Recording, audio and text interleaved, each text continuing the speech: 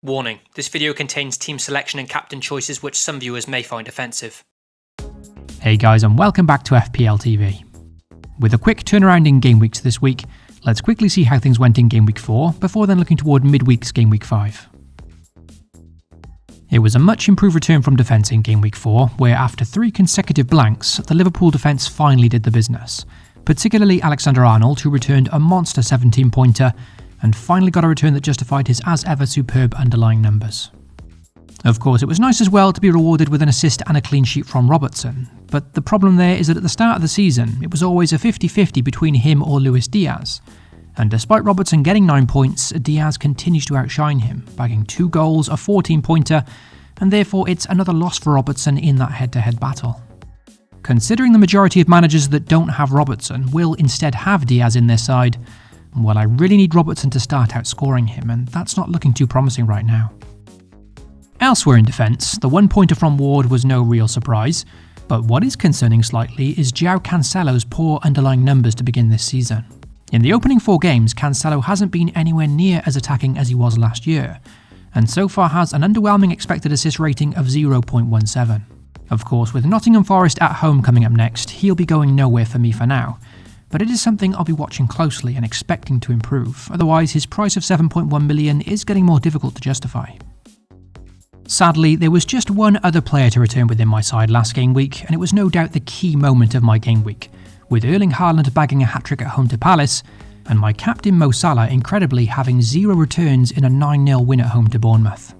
Thinking about this one rationally for a moment, of course it's extremely unlucky that an FPL asset of Mo Salah's calibre somehow got nothing in a huge 9-goal rout.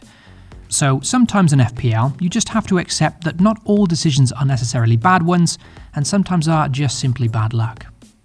Despite being a tad unfortunate here though, the reason I'm still frustrated personally is I was so close to captaining Haaland here, and all the stats pointed to him, which I discussed in my previous video. So just annoyed at myself here really for not taking that advice. My instinct said to captain Haaland, all the stats pointed to doing so, but I went with the Egyptian anyway, simply through fear of getting the call wrong and being punished heavily for it. Playing this game with fear is no way to be successful in FPL, and I think that's one of the key reasons why I've not done so well in recent seasons when compared to a few years back. Look, of course on another day, Salah could have easily scored huge in that 9-0 win, and then the perspective is completely different.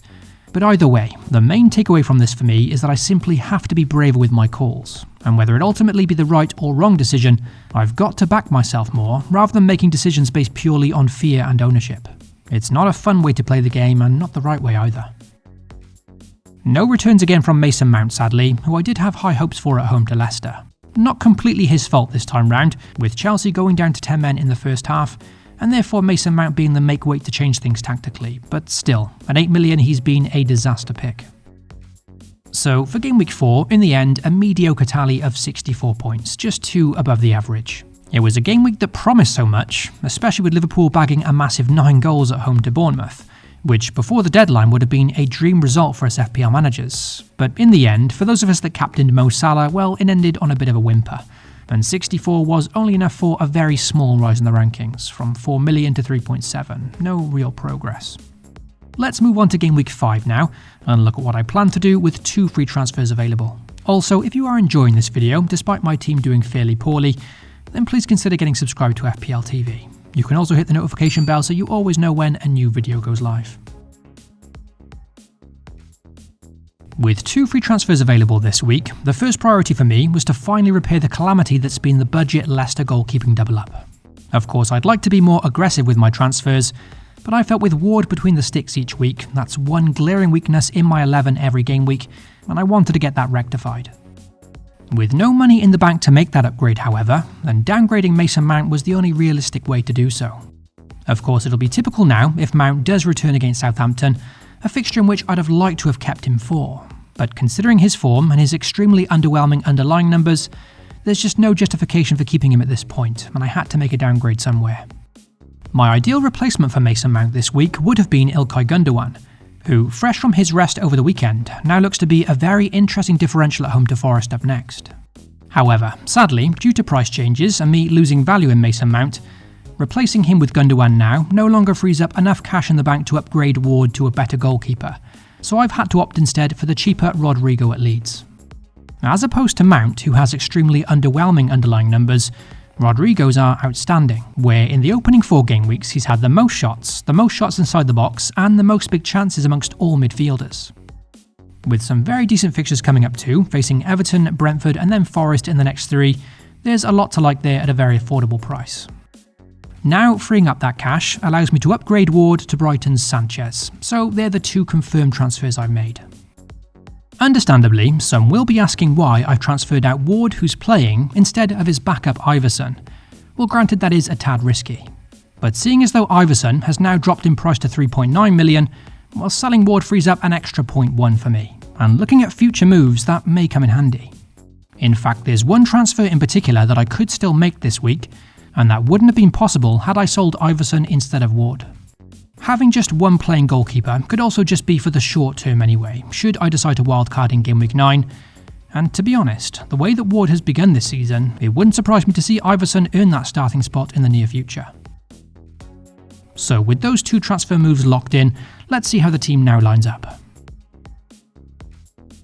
The team still isn't perfect, and that's due to still having Andreas in my starting lineup, which isn't ideal. Of course, at 4.5 million, I still like him as an FPL option, and I don't mind starting him now and again. But considering he faces my new goalkeeper Sanchez this week, there's a bit of a conflict of interest there. To avoid that conflict, I could opt to play Dewsbury Hall instead, currently at first spot on my bench, but that doesn't fill me with much confidence. As mentioned earlier, notably, transferring out Ward instead of Iverson has freed up just enough cash in the bank to upgrade Dewsbury Hall to Brighton's in-form Pascal Gross for a -4. And that's the transfer that I'm still weighing up before the deadline. Is Pascal Gross for a -4 hit worth taking though, instead to play Andreas? I'm not so convinced.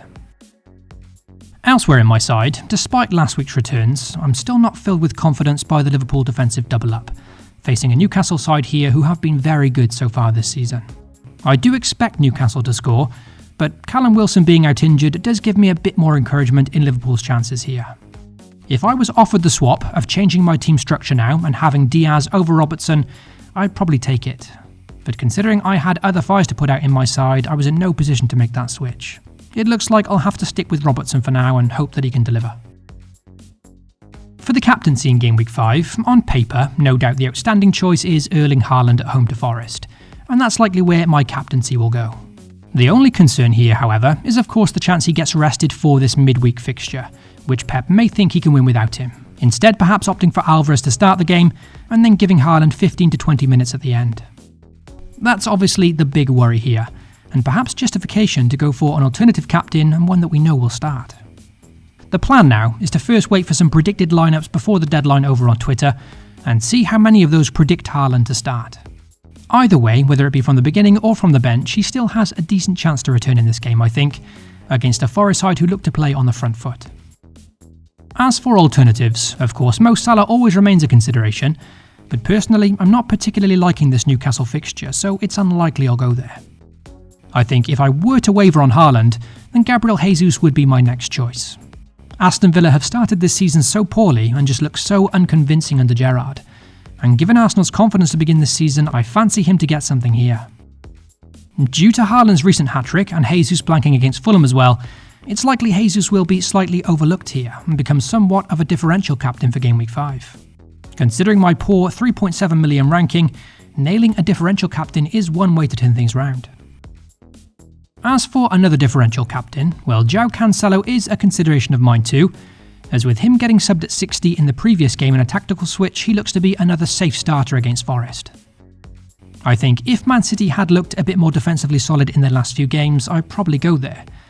But considering they've conceded 5 in their last 2, and seeing as though his attacking stats are way down currently, perhaps it's not the best time to trust him with the armband. So that's all my team thoughts and considerations heading into Game Week 5, with Dewsbury Hall to Pascal Gross the -4 hit that I'm still weighing up. If you are interested to see the final locked-in team and captaincy decision, then I'll post that over on Twitter shortly before the Game Week deadline hits. Good luck to you all for Game Week 5, FPL responsibly, and I'll catch you all later this week.